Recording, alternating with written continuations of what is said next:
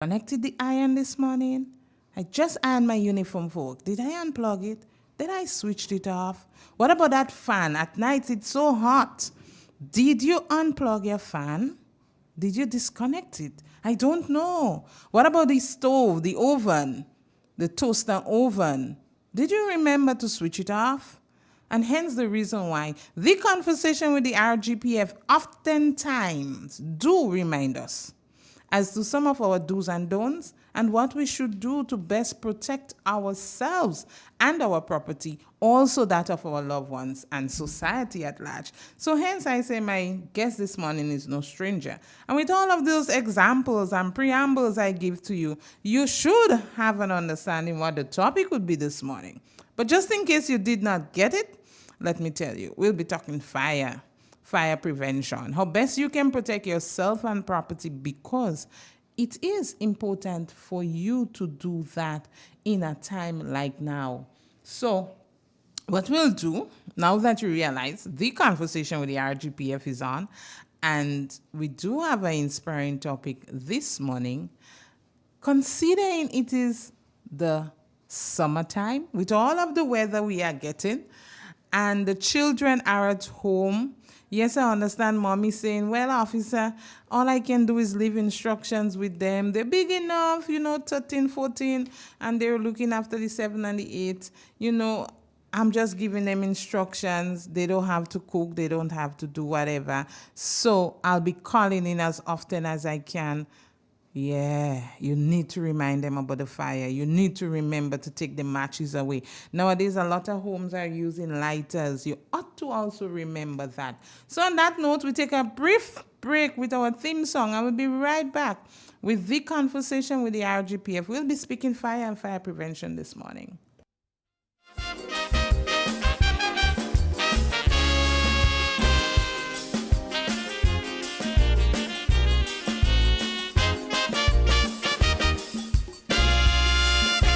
Police walking on eggshells for you. We never get it right. It's not just the criminals, but society gives the biggest fight. Unwarranted slander we endure every day. You say police is police. Well, listen, listeners, because we want to maximize on time, we're not going to keep Ketura Day for much long, but we'll delve into the program. And those of you who are looking at listening us via YouTube, you would realize it is your humble servant in studio.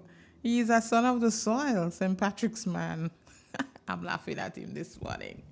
Yeah. He says he's fire pro. This morning we'll have a fire conversation. Good morning to you, my colleague, and how are you? Good morning, Sergeant Grant. I'm very good this morning. Well, with a weather like that, would fire be rejoicing, or they still have to be on the P's and Q's? Oh, well, yes. Firstly, let me introduce myself. I am Constable 386 Charles. I'm presently attached to the Grenville Fire Department. Right. To answer your question, we would be rejoicing, but at the same time, this is a time when we normally would have a lot of structural fires. Okay. The water with the electricals and all these things. Yeah, so most of the time we will have domestic fires, business house fires, these sorts of fires. Not bush fires, because the soil is wet and the bush is wet. All right. Well, I tried to ambush you, but then you took back my program where you want it. But anyhow, I would bring it back where I want it to be now.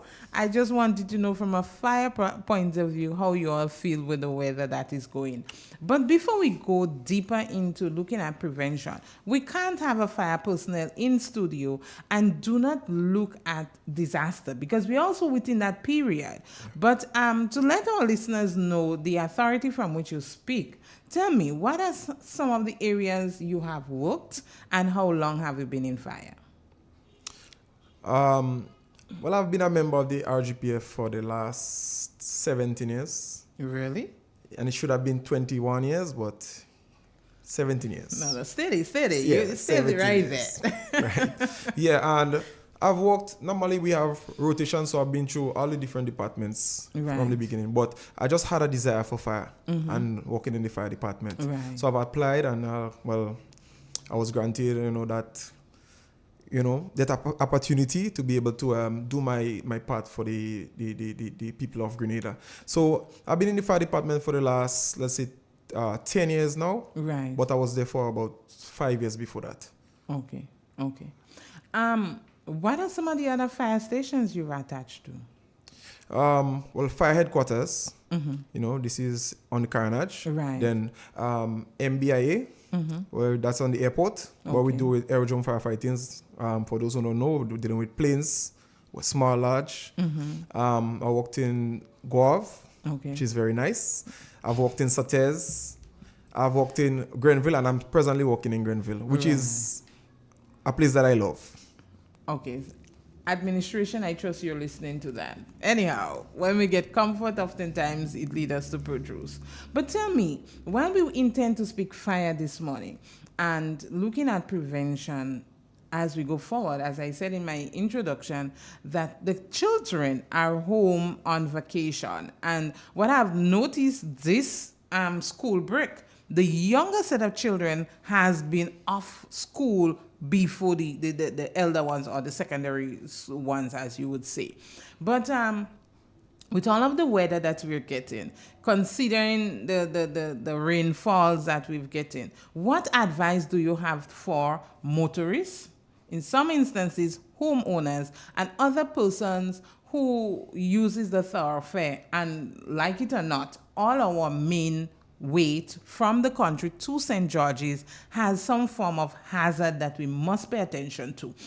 Over the hills we call, which is Granite Tang, you have all the slippage, you also have Balthazar to consider, and with all of that rainfall, you can have soil erosion and so forth. Western side, famous western side, we know boulders getting loose and coming down, and then you have Mount Morris issue to deal with. St. David's also have its own challenges. Because of the rain, they can have debris in the road from how the water running because of the downpour. And nice flat road, but it can also encourage. In that breath, what advice do you have for motorists, other road users, and even some homeowners based on where their homes is constructed? Right. What we have observed over the years is that when rain didn't fall for a very long period, there's a set of oil dripping from vehicles and stuff, and that causes no problem until the rainfall. Right. So that first shower rain, you have to be very careful while driving on the road because it will show you off the road very easily. Right. What we have noticed is that when the rain falls heavily, we have a lot of slides, especially on the western side. Okay. You understand? So even if there is no slide, you still have to approach with caution. Even if the rain is not falling, you still have to approach with caution. Right? We advise persons to drive within the speed limit, so even in case there is an emergency, you could be able to maneuver. Right? In case there is an obstruction, you could be able to maneuver because not you alone that's driving. Right? We are also... The reason why I'm speaking like that is because we're responsible for rescue as well, not just firefighting. You understand? There was one time we noticed on the Granite Tank side, like you said earlier, a vehicle went up the road and went down 30 feet. And we had to get the gentleman out of the vehicle and all these things. So we advise, seeing that the rain is falling now, ensure that your tires are of good quality. Because we don't want, seeing that when you apply your brake, you can't get stand up. And saying that just 2 days ago, we had an accident in Grand Bracklet area. And when you look at the tires on the said vehicle, it wasn't, because the person was mashing the brake for over 30 feet and he couldn't get stand up. So we advise, and if the road was wet, the road was dry. So if it was wet, it would have been even worse. So we advise person to ensure that your vehicle is in a good working condition, so you may be able to go to and fro on the road. In terms of the homeowners, before you leave home, we would like persons to ensure that your home is safe. Some homes, there are trees above it. You might have land slippage based on the amount of rain. If you notice, there are a lot of systems outside presently, tropical storm, tropical depression, and all these things. So we're expecting a lot of rain. If you have trees overhanging your house, if you have trees overhanging your telephone line, your electrical lines, we'd advise that you cut same. Don't wait until there is, land slippage and something fall on your line, then you have to call Greenlec. You understand? Because you could even cause yourself or your family member to get electrocuted, and cause you no electrical in your home and you cannot function. So we advise persons, to try to cut the trees over your house and over the lines. And if you cannot do the lines, you could call Greenlec and they would come and send somebody and cut the trees over the lines. Well, as you say that, I just want to advance based on experience. Persons who may have trees, especially the mango tree, the coconut tree, and you're thinking that our grandparents taught us to burn the stool or burning in the stool that would help you to get rid of the tree. In the event you're thinking of contacting Grand Lake, you may not want to burn because they would not climb. They would not engage a tree. And I'm speaking from experience. So, yes, you might be tempted, but as Constable Charles advised, before you take those measures, if you cannot manage on your own, that you should call Grand Lake, and they would advise and guide or send persons to give you an evaluation as to how to best approach. But as you ended on Grand Lake, let us just go a little deeper into our conversation now. And oftentimes we have house fires or structural fires, and there is current on the building. You would understand or hear fire personnel is saying we need to have Grand Lake being here. I learned lately on the western side that one of our colleagues got electrocuted because he's thinking of saving lives and property and forget his life, and current and water is no friend. They're not friendly to us when they come in contact. Give us, in your opinion, or any facts, whether there is any policy from your department that guides and why you all take that approach. Right. Very nice question. I say very nice question because we are affected by that on a daily basis. As long as there is a structural fire, we are affected by that. Right. It's not a nice thing to reach on a scene because we normally get lashing for not reaching on time. Mm-hmm. We reach on the scene and we cannot do anything. Right. If there's electricity to the house, we still, let's say there's no current in our building, but there's an electrical line. How do you know there is current? Or how would you know there is not current? You know, so we're not supposed to take chance. Right. Because we say we reach a life to save a life. You understand? Normally, Grand Lake and the fire department work hand in hand. But if they the person's dispatch in Grand Lake to the fire scene, they're in, let's say, Victoria, and there's a fire in Sotes. Right. We have to wait until they reach. But the professionals, I guess, or the fact that we want to see things go the right way and that, avoid the lashing from the public. We tend to use certain tactics that whereby we will blast and stop. So let's say that we're out in the fire, right? We would open the hose or the branch, let the water flow a little bit and then stop. So that there will not be no direct, link so that the current could run back to you. Okay. Because water is a conductor. Right. So normally we will do that. We're not supposed to do that. Right. But then again, the public don't know that. We cannot operate unless Grand Lake come. Or we should not operate until Grand Lake comes. Right. But Grand Lake coming is a problem because the time it may take. So if we could use other means, we will use other means. Right. So hence the fact that from time to time, one of our personnel might get a little shock. Like I said, we use you really downplay a little shock. And that's what we don't hear in the public when it do happen, because proactive measures are taken. Hence the reason why I asked the question, because I know of situation, the fire tender is there, the personnel is there, but it cannot engage. And John public at that time don't understand anything. Hence, now that things are calm, I want to have the conversation so we can enlighten our listeners, our homeowners, our partners as to, because it's not even safe for them. Because when you all are responding, they are there to help, they are there taking out photos or videos. But when that water and that current hit, anybody can be the victim. So continue. Right. So there was a time we went on a structural fire. I think it was in Maribor. And the houses are very close. It's wooden homes, but they're very close. And we couldn't really, pay much attention to the house in question because it was already engulfing flames. There is electricity. Right. So what we did, we wait until the line burned out, and then we just secured the line, and then we started to function. But like I said, with years of experience, we normally, work. We just go beyond that and just work. Right. So if we had to do other fire suppression, so try to go at the back and all these things at the house, try to make sure the place is safe so we could function. Right. Presently we had some equipment from Grand Lake personnel whereby we could function a little bit. We have some gloves, insulated gloves. So even if we're waiting on Grand Lake, we could still function. So even if there is current, we still mightn't get that level of shock. Right. Which is not like I said, the right thing to do. But, it's not a nice thing to be there and you cannot walk. Exactly. I understand that. Yes. Question though. Have you ever thought of, or do you have any form of training with electricity that may able to enhance your day-to-day function? Well, I'm not certified, but yes. Okay. Yes. I did some training in, was multipurpose it was at some point. Yeah, but I didn't complete, but I have an idea of what I'm doing, but I'm not satisfied. Okay then. Is that has that ever been a conversation within your department for persons within or new recruiters to be certified or have some knowledge and experience in that? Well, we don't have no authority to interfere with Grand Lake. Stuff. We don't have no authority to interfere with the meter or the line or anything like that. Hence the reason why we have to wait on Grand Lake. I don't know if in the future we might be able to work hand in hand whereby we have trained personnel to be able to do that. But presently we have no authority to say go and take off the main, the line going to the main switch or to the meter and these things. Okay then. Well, while we're speaking on that, oftentimes we try to tell homeowners and property owners how to protect themselves. Let us concentrate on the fire personnel, those who are responding. Oftentimes we see you all in that outfit or uniform. Help us to understand how much do that protect you all, if there is any level of protection or if it just is an outfit.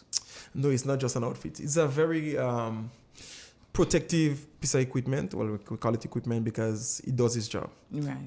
And hence the reason why you will see up to our neck is secured. Okay. Right? That's most of the time. It's based on the fire we use it as well. So if we're going to deal with like a normal bushfire, you'll see us in our blue fatigue.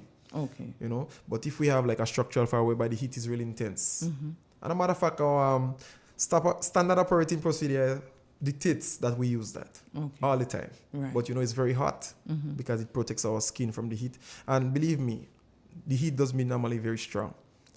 I can't say very hot. Yeah. But it does be bad. It does be Right. bad. In layman terms, it does be bad. And if we don't have that, we cannot go close. Right. And if we cannot go close, we cannot be effective. Right. So this suit is very very important to our day-to-day firefighting. Yeah. And how helpful is a helmet for you all? Just as the suit. Okay. Very helpful. And then again, it protects us from in case something falling debris and stuff. Right. But the helmet also has this protective layer at the back of it, so your neck, you don't get no form of heat. Okay. Is that a personal issue that persons have to get, or is it provided by organization? It's provided by the organization. Okay. All right, listeners, we have our easy conversation with Constable Charles, 386 Charles, attached to the fire department of the Grenville Police Station. And while this morning's conversation is endeavored to look at fire prevention and how you as homeowners and property owners can protect yourself, your property, and loved ones, even society at large, I just thought it was wise to stop for a minute and just find out how they, as the responders, they, as the firefighters, do protect themselves. And what are some of the challenges they have in response, especially to structural fires when they have to respond and just have to look on like every other person because of electricity challenges or their own challenges. And oftentimes we don't hear it in coming from members of the public, but then they are just criticized. Oftentimes we fail to realize also that we community members deter and prevent them from their time or speed response, because our roadways in most cases, especially within the inner communities, are already small, and there are a lot of derelict vehicles, there are a lot of packed vehicles, because all of us want to park closest to our gap when we cannot drive into our yards. And considering the size or the dimension of the fire truck or appliance, and it do poses some challenge, but we don't hear those conversations. And all of that lends itself to fire prevention, fire protection, protection of life, property, and others in the event of a fire. So now we're going to go further into the conversation, Constable Charles, and tell us what are some of the best methods that we can apply as homeowners, and let's stick to home, because as I said in my introduction, a lot of our junior children are at home now. And in some instances, like it or not, we know they are unsupervised. Mommy is just calling via the phone, or a neighbor is running in when they hear a noise to see what is happening. What advice do you have for parents or guardians and children now in a situation? It's a real case situation. They are at home, unsupervised. In some instances, mom didn't leave anything for them to eat because she really don't have nothing. So they have to fend for themselves. From a fire standpoint, what can you say to the parent and guardian as well as to the child or children that may be listening this morning? You know, there's a conversation that you have to have with your children. That's a conversation you need to have with your kids. So from the biggest one to the smallest one, we know parents normally say, don't play with matches. Right. And they just leave it like that. Mm-hmm. You know, but what if there's a need and you're not playing with the matches? Right. So let's say the children are hungry and there's popcorn or there is something else. Mm-hmm. So you're not playing with the matches, but you never teach your children to use matches. Right. You never teach them to use the stove. Mm-hmm. But they need to use the stove. And they turn the gas on and they fight into just check the matches. And then by the time they put it by the burner, it explodes. It catch the towels, the cotton, you know, and all these things, and you can have a fire. But if you have that conversation, and I'm not saying that children should use stove or use fire or use matches. Mm-hmm. I'm saying that if you educate your children, right, when that time comes, they will do it the safe way. Mm-hmm. You know, I see homes where 7, 8, 9, 10-year-old will light the stove and boil water and all these things, mm-hmm, because they're educated on it. You know, I'm not saying, like I said earlier, to let your children do that. But educate your children. You're leaving home, mm-hmm, leave strict rules. Please, nobody light the stove. Nobody do this, nobody do that. Mm-hmm. You know, if outlets are overloaded, ensure, because you know, charger on top, charger below, you have this lighting, tablet on, you know, and all these things on them. So you want to ensure that you make it safe. Right. You make the environment safe. Mm-hmm. So you know, even if they run outside, they run inside, they throw down something, you would you wouldn't be anything of an electrical nature or of a fire nature whereby you would start a fire. Right. You know, so I believe education is important. You need to have that conversation with your kids. Mm-hmm. Let us branch a bit as you speak to the overloading of the circuits. It's a rainy season now. Grenada is Grenada. There are some homes that really is operating at a standard that is just survival. But I want to stress on the point of electrical extension cords or transformers, or even the switchboards that would be used for multiple purposes. What advice do you have as to how best they should have it situated, as opposed to just as we normally do, throw it under the table and everybody plug in their device? What advice you have in terms of how issues? I'll give you a personal experience that happened to me this week.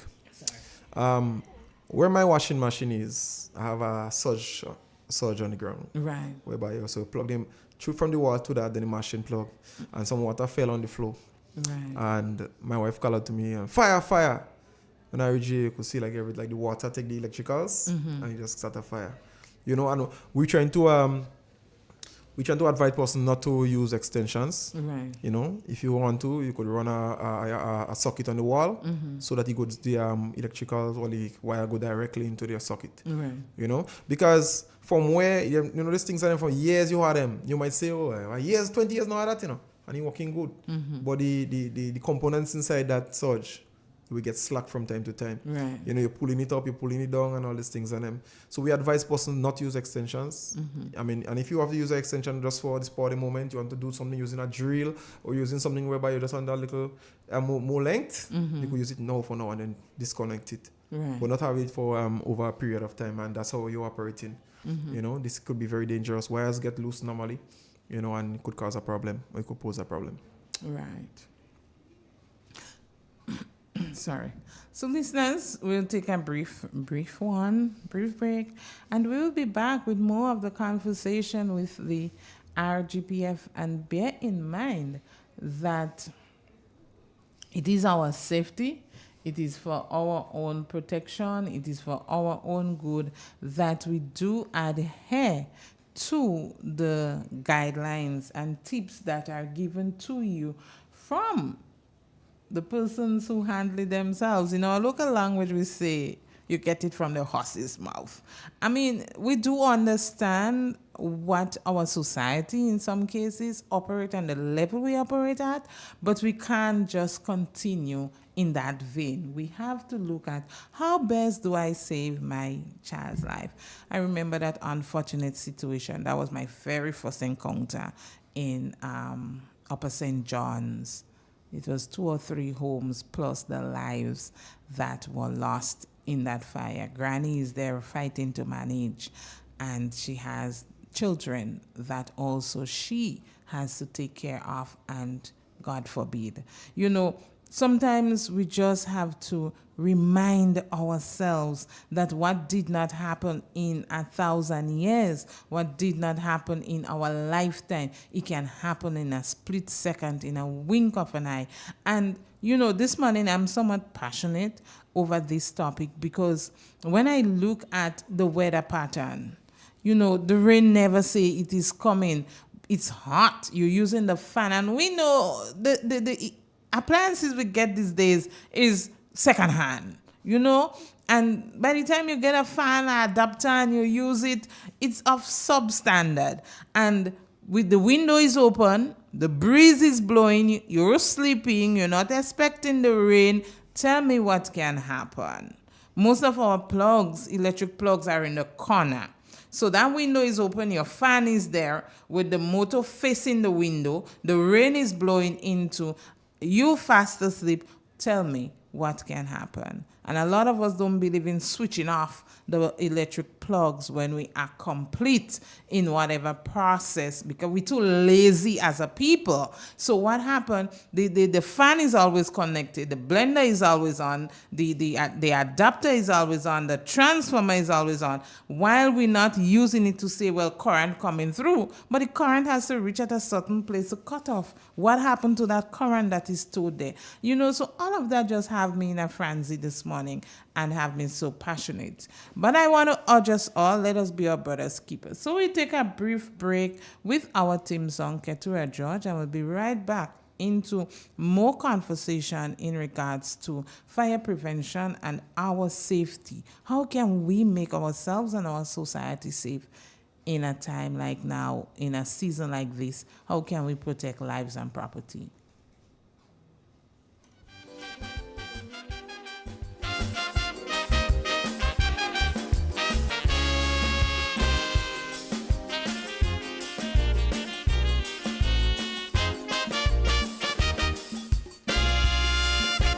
Police walking on eggshells for you. We never get it right. It's not just the criminals, but society gives the biggest fight. Unwarranted slander we endure every day. You say police is police just for the government. Hey, oh gosh, I put you before my family. With my life I protect you daily, but before I make a flaw, you're ready to hang the stewards of the law. Remember when they kill Brenty, you said I'm police too choky. No man fights with police and dead. You say the force is where killers are bred. So when I hear you complaining, I have to agree. Is you society guilty of police brutality against me? The brutal society brutal. Oh gosh, they brutal. My society brutal.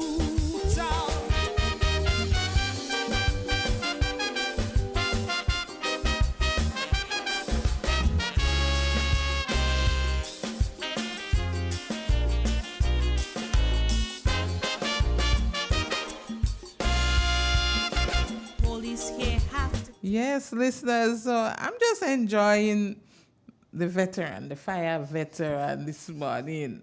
So you realize we take the break, and those of you watching via YouTube, my face is lighting up while we're just chit-chatting here. And oftentimes when you get those moments, you capitalize on it. Because, you know, listen, sometimes we are here and as professionals or the expert in the field, we are telling you the do's and don'ts. And as Constable Charles gave you the experience himself, we ourselves drop our guard at times, so don't think that we are coming and preach to you and because we have a different standard. No, we are in the same society, we are same culture, but somebody need to speak. Somebody need to remind and advise, and that's what we are doing. So he certainly remembers himself that next time with that washing machine, no lying on the ground, what do we do to best protect our property? So I recall at the start of 2023, Constable Charles, I was here with one of your colleagues, and he heavily, and I think it was Corporal Halley, he heavily spoke on the aspect of, in regards to agriculture. He spoke on the topic of the no burning policy.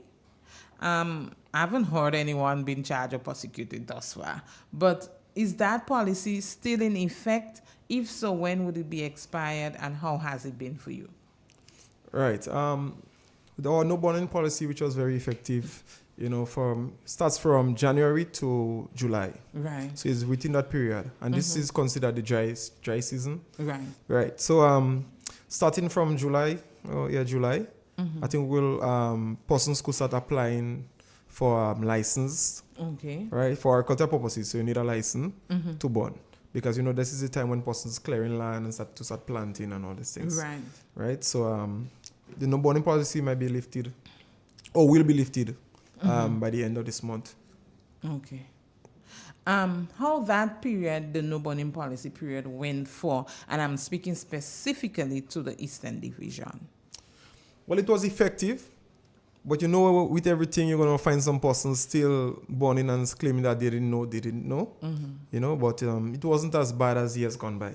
Right. We did a lot of radio programs, television programs. Went out in the public advising persons.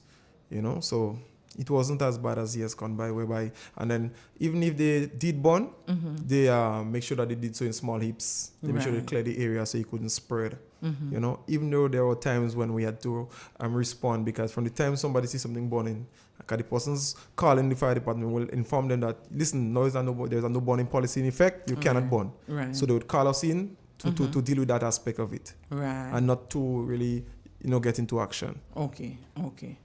So I can attest that I haven't seen much of the engagements moving in and out by the appliance. From your head, let me just tease you. Do you all still have that great challenge of prank calls or false calls? Yes, we do. What advice do you have to our listeners, or anything you wish to say to our listeners in that regard? Well, we treat every call as a true call. So you will see the fire appliance most of the time moving with a sense of urgency. Whenever we get a call, whether it's an accident, whether it's a house fire, bushfire, we move with a sense of urgency. Right. And we don't want that, somebody would call, claiming that there's a fire, and we're moving with that sense of urgency, risking life and property. And, when we get there, there is no fire. Right. Or there's no emergency. This is not a nice thing. And then the next thing is, when you call a wolf, sometimes the day, your house is on fire, we take it as, that man a prank call. We treat it like that. You wouldn't be happy. We advise children and adults who think, okay, right, they're having fun, to cease from doing so. This is not a nice thing. You understand? We have a job to do, and we do it very effective. And every time you call, we would respond. So we wouldn't know it's a prank call. We also advise persons when they call in, please give us the relevant information. Right. We don't want when you call, you say, for the St. Andrews persons or the St. Andrews area, a fire in Telescope. Telescope is one of the biggest villages we know. Yes. And it would be very hard to find unless it's daytime and we could see the smoke. So we advise you to say a fire in Telescope, Blogger Field, or a fire in Telescope by the quarry, or a fire in Telescope by the beach, or use landmarks. Call names, yes. Say by this person, that person. Nobody would penalize you for calling and reporting a fire, no matter how small it might be, because small fires turn to big fires. Bush fires could turn to structural fires. Right. So we welcome the calls, but ensure that you give the right information. And the persons who are doing the prank calls, we ask you to cease from doing so, please. when you say structural fires, just for our listeners that might be baffled, what exactly you're talking about? Well, structural houses, buildings, Right. structural fires. Right. So listeners, I like how you graduate it. So a small fire can lead to a big fire or larger one, and that same small fire that may be bushfire can end up into a structural fire. So you may be saying, well, I'm just doing a little cleaning. Yes, but because you did not do it properly, you didn't seek the proper advice, you did not supervise it. Yes, you did not stay and monitor it, then what you realize happened, your property or somebody else's property, and I'm speaking in terms of houses, structures, buildings, is now also damaged as a result. So please be guided and do take all form of precaution. And as a police officer myself, not being attached to fire, but when you get a fire call and you hear that fire tender start, all personnel is eager and want to know how best can we add or reduce that loss, whatever form it may be. And from my department standpoint, we oftentimes go along. And the thing is, you're responding. The fire tender is responding. They have so much challenges to deal with on the road. The overtaking, the bad parking, persons want to race along with the tender. And hear what? It's a false call, a prank call, fake call, because, they don't have nothing to do in the station. Give them work to do. But check on how much resources that were lost. Check on the eventuality that could have happened while that driver is trying to maneuver that size of truck with all of this liquid of water in it to get to that destination to protect life and property. Sorry. So hence we are pleading and we're asking for this August vacation, please, as much as possible throughout the length and breadth of Grenada, Carriacou, and Petit Martinique, that we refrain. And if you know of persons who take pleasure in doing it, speak to one of us so that we can have a personal conversation with these individuals as two. And bear in mind, if you continue with the false calls, we are within the technological era where we may just have to go through the telephone companies so that the numbers can be revealed and the necessary course of action be taken, because too much resources is lost and used up in regards to a false call. Okay, listeners, I trust we do not have to go that length because persons would adhere to zero false call going forward. Now, we are, regardless to the fact that we're in the weather season, and I'm saying weather because, it mixed. It's not like before we had 2 seasons, rain and sun. Sorry, excuse. But it's also our biggest festival, Carnival. And speaking fire, many a times we have persons within the Juve time or even the when the masquerading are doing their dramas or performing, excuse me, they uses different forms or types of explosive. The most common one that we know is the baygon, the insecticides with the matches or the cigarette lighters, whatever. What advice do you have for persons in who practices that, especially in those crowds? Right. So funny you should talk about explosives. Before I touch on the baygon, let me touch on even the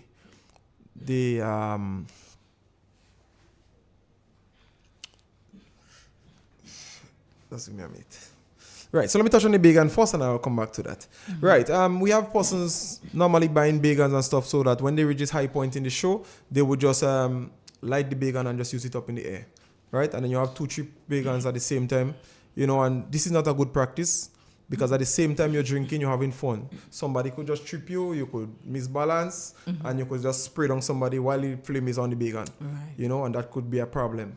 You understand? You have women with the hair, which is very flammable. It might look like normal because most of the time is... Yes. Right. So we advise against that. You could also, while you're doing that, let's say you're in a building or so, you could, the electricals in the building, you could ignite them, that could be a problem. There are balloons and other things that normally hanging down that could cause a fire as well, right? And we don't want these things and them to happen, right? Normally in the tongue, we advise against no open flame. Right. In every tongue, based on the law, they advise against no open flame. So normally we just give a case of blind eye in terms of barbecue stands and candles and all these things, and then they advise against that based on the law. Right. You understand? But as years gone by, we make sure that persons are doing so safely. Right. You understand? But we also advise notice that some persons, right, they would have like fried chicken and chips, and they have the gas cylinder, not even 6 feet away from the flame. The hose is very close to the flames, and that could be a problem. Somebody could just misbalance, like I said earlier, and fall down on it, and then the fire ignite the cylinder, and we have an explosion. And if you have to do so, you may have to use one of the spice gases, which is very hard to ignite because of the casing and all these things. But we advise against open flame. But if you have to do so, please try to be as safe as possible, whereby have a hose that maybe 6, 8 feet, 10 feet long, so it's away from the flame. Ensure that your connections are secure. You understand? We was talking about something earlier, and I kind of my line of thought just got but the dynamite and all these things, and them the how that call that other one not a flare. They use it on celebration right time. Yeah, I'm funny, I should forget that. Funny, I should forget that. But this also to operate this, you need to get a license, you need to get permission from the RGPF. We notice that we have a lot of bombs, small bombs as well, right? We notice that they have a lot of small bombs. These also could cause panic, right? And we will advise against all these things, and because you don't want somebody to get a heart attack. And if there is an heart attack, most likely the fire department might be able to call in first before we really get the ambulance, right? If you're noticing an accident, the fire department first, we secure the patient, the ambulance come and take them away, right? So we want to ensure that persons, we know you're having fun, but try to do so safely. Yes. We know you want to, be the best getter with your big hand, but this is not safe. Right. It could also explode in your hand, because it was not meant to be used with fire. Right. It's only happening so because the big hand is flammable. Right. So that's why it's catching. So we advise against that.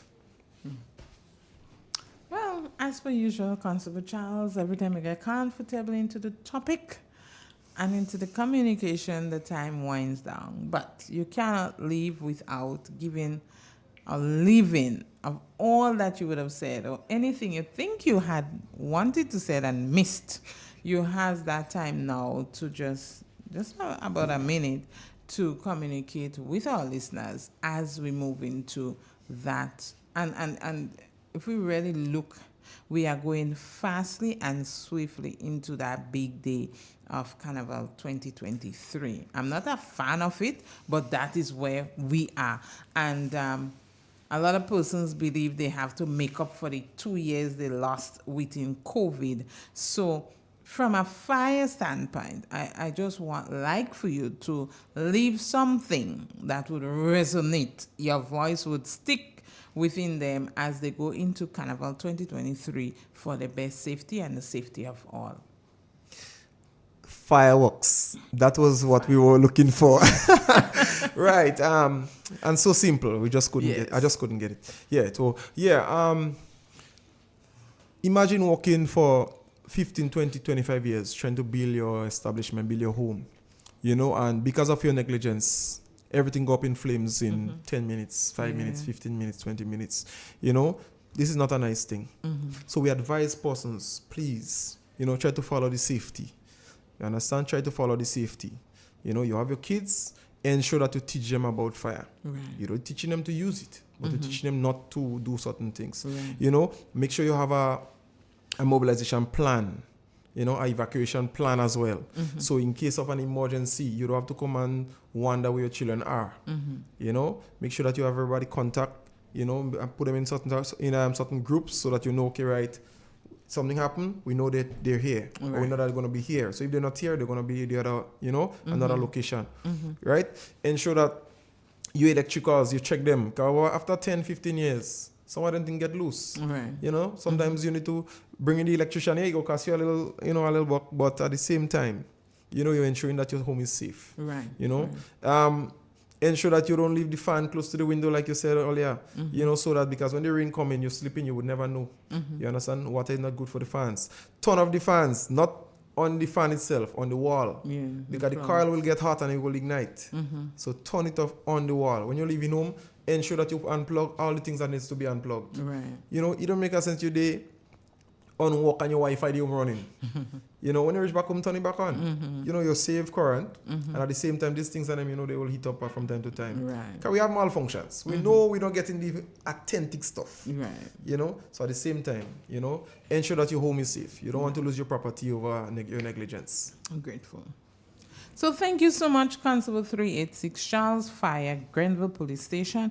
And listeners, you have heard him, and I tried drilling him from all angles that I think is and was important, especially as we go deeper into the August vacation. You can't say summer anymore because the weather doesn't lend to that. But it has been another program, The Conversation with the RGPF. I was your humble servant. How do I leave without telling you?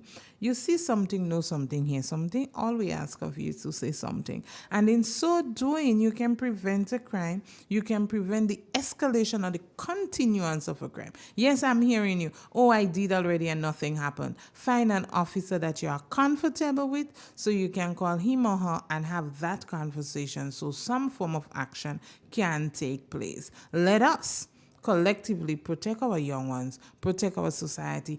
Also, our elderlies, they do need us. Let us remember that they paved the way for us and they now need to be protected. Let us be there for them. CRD Eastern Division can be contacted on 406-0193, and we are located at on Gladstone Road at Lacwas Building, or some people say PFU, upstairs the parliamentary office. So it has been a pleasure being in studio with you. God bless you. Have a wonderful week ahead, and please, safety, safety, safety, safety in all forms. And as Fire would say, let's reach a life to save a life. And that speaks to we as motorists. God bless you. Have a wonderful one. Until we meet again.